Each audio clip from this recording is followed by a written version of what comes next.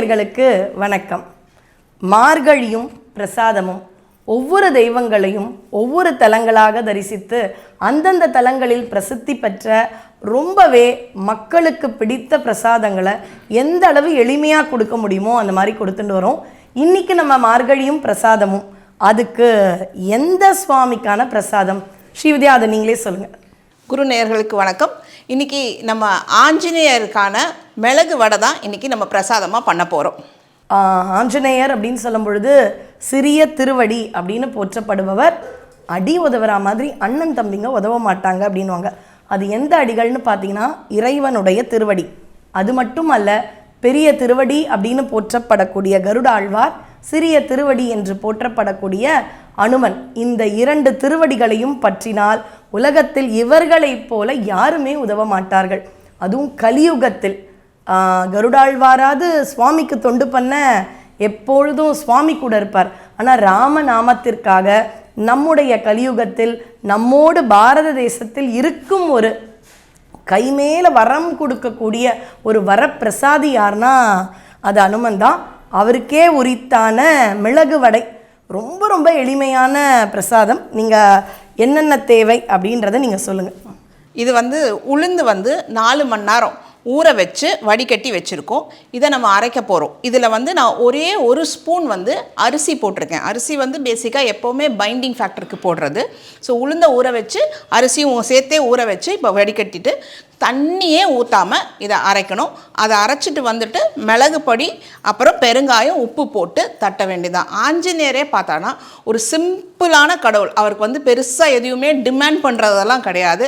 அவர் எப்போவுமே இப்போ கற்பகம் சொன்ன மாதிரி அவர் யோக நிலையில் தான் இருப்பார்.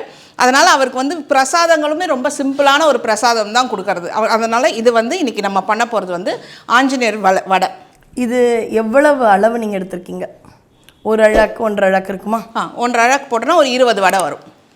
இப்போ இது உளுந்து இதுலேயும் பண்ணலாம், கருப்பு உளுந்துலேயும் பண்ணலாமா? கருப்பு உளுந்தும் தாராளமாக பண்ணிக்கலாம். நான் இப்போ இது வெள்ளை உளுந்து நான் ஊற வச்சதுனால இது நம்ம யூஸ் பண்ணுறோம். கருப்பு உளுந்துலையும் தாராளமாக பண்ணி மிளகு போடும்போது அதுவும் ஒரு டேஸ்ட்டாக நல்லாயிருக்கும்.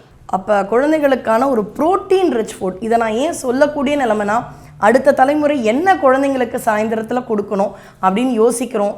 கடையில் இருக்கிறத வாங்குகிறோம். என்றைக்காவது முடியலன்னா பரவாயில்ல, ஆனால் வீட்லேயே இந்த மாதிரி ப்ரோட்டீன் ரிச், அதுவும் கருப்பு உளுந்துன்னு சொல்லும் பொழுது வீட்டில் பெண் குழந்தைகள் இருந்தால் ரொம்பவே அது ஆரோக்கியமான உணவு. அப்படிப்பட்டது தான் இந்த கருப்பு உளுந்தோ அல்லது வெறும் உளுந்தோ செய்யக்கூடிய ஆஞ்சநேயருக்கான மிளகு வடை. இப்போ இதை அரைச்சிட்டு வந்துடலாம். நம்ம கூடவே மிளகு போடணுமா இல்லை வெறும் உளுந்து அரைச்சிட்டு அப்புறமா மிளகு போட்டு நம்ம மிக்ஸ் பண்ணிக்கலாம். அப்போ மிளகுத்தூளை நீங்கள் ஏற்கனவே அரைச்சி வச்சுருக்கீங்க? பொடி பண்ணி வச்சுருக்கேன். அரைச்சினா நான் பொடி பண்ணி தான் வச்சுருக்கேன். 1-2 கோர்ஸ் பவுடராக தான் இருக்கணும். இது பொடியாக ஃபைன் பவுடர் இருக்கக்கூடாது. சரி, இப்போ நீங்கள் இதை அரைச்சிட்டு வர போகிறீங்க. இதையும் ஒன்றுங்குத்தலாக தான் அரைக்கணும் இல்லையா? ஆமாம்.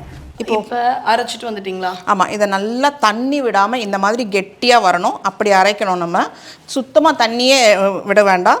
நம்ம ஆமாம், கொரன்னு அரைக்கணும். ஊற வச்ச உளுந்தை வடிகட்டிட்டு தான் அரைக்க போடணும். அப்படியே அதை அரைக்க போடாதீங்க. ஏன்னா அதில் இருக்கிற தண்ணி ஜாஸ்தி ஆகும். அதனால் நல்லா வடிகட்டி கொஞ்சம் அதை வடிஞ்சதுக்கு அப்புறமா தான் அரைக்கணும். எதுவுமே போடாமல் வெறுமா இந்த மாதிரி 1-2 அரைச்சிட்டு வந்தால் போதும். இப்போ இதுக்கு நம்ம கொஞ்சம் உப்பு, இதுக்கு தேவையான உப்பு போட்டுக்கலாம். போதும் நினைக்கிறேன். போதும். உப்பு, லைட்டாக பெருங்காயம். ஓகே. இப்போ அதுக்கப்புறமா நம்ம மிளகு, இதுக்கு மிளகு நிறையவே போடலாம். மிளகு வடை தான் இது பேர். இது மாதிரி ஒரு ஹெல்த்தியான உணவே இல்லை. பெருங்காயம் செரிக்க இந்த மிளகு மாதிரி ஒரு பத்தியத்துக்கான ஒரு நல்ல விஷயமே கிடையாது. இன்னும் கொஞ்சம் போடலாமா? போடலாம்.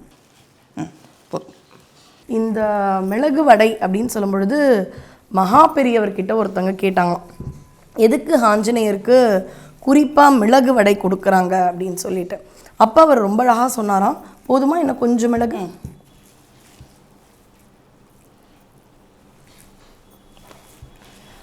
அப்போ அவர் அனுமனுடைய வாழ்க்கையில் குழந்தைக்கு நம்ம நிலாசோறு ஊட்டுவோம் இல்லையா, அது மாதிரி அஞ்சனை குழந்தையாக அனுமன் இருக்கும் பொழுது சுந்தரான்னு அவருக்கு பேர். சுந்தரா, அங்கே பார் சூரியன் எவ்வளோ அழகாக இருக்காருன்னு அம்மா சாதம் ஊட்டும் பொழுது சூரியனை பார்த்த உடனே அது ஒரு பழம்னு நினச்சி அந்த குழந்தை அனுமன் அப்படியே பறக்கிறார். அந்த சமயத்தில் தான் சூரிய கிரகணம்னு சொல்கிறோம் இல்லையா, சோலார் எக்லிப்ஸ். அப்போ ராகு அப்படின்ற பாம்பு சூரியனை பிடிக்க வரார். அப்போ அனுமன் போகிறதால பாம்பு பிடிக்காமல் விடுறார். இப்போ ராகு வந்து சூரியனை கூட பிடிக்க முடியாமல் போகுது. அங்கே அனுமன் வந்தான். சூரிய குடும்பத்தோட அதாவது அந்த குடும்பத்துக்கே தலைவர் சூரியன் இல்லையா, சூரிய குடும்பம் தான் பேர்.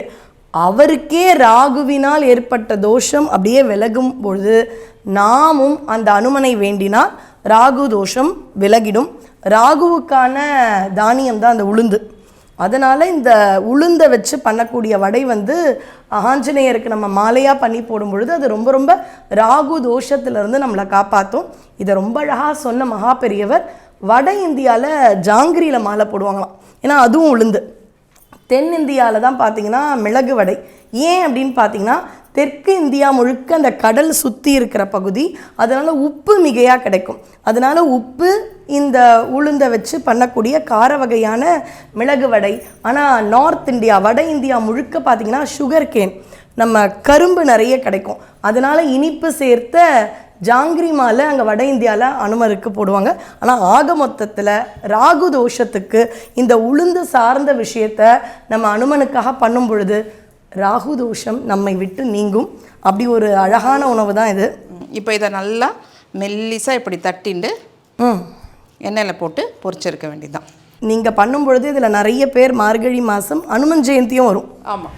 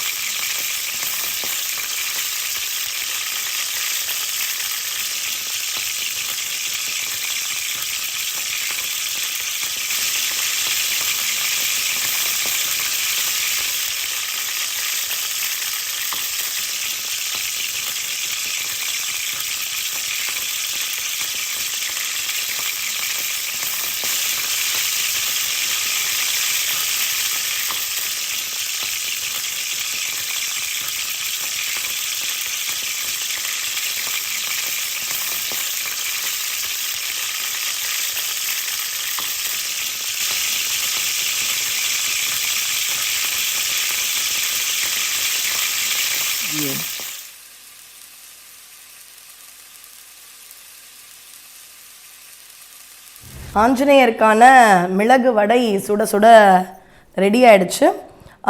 27 வடை, ஏன்னா 27 நட்சத்திரம்ன்றதுனால 27 இல்லை 108 வடை, இது மாதிரி அவங்க என்னென்ன வேண்டிக்கிறாங்களோ அந்த ஒரு எளிமையான வழிபாடை ஆஞ்சநேயருக்காக செய்வாங்க. வெத்தலை மாலை அது வந்து வெற்றியை கொடுக்கும். அது மாதிரி மிளகு வடை அதனால் பண்ண போகிற மாலை ராகு தோஷம் அதிலிருந்து நம்மை பரிபூரணமாக விலக்கும். அப்படிப்பட்ட ஒரு பராக்கிரமம் பொருந்திய ஒரு கடவுள் தானே அனுமன், ராமதூதன் அப்படின்ற ஒரு தெய்வம் நமக்கு. அதனால் நீங்களும் ரொம்ப அழகாக பண்ணிட்டீங்க.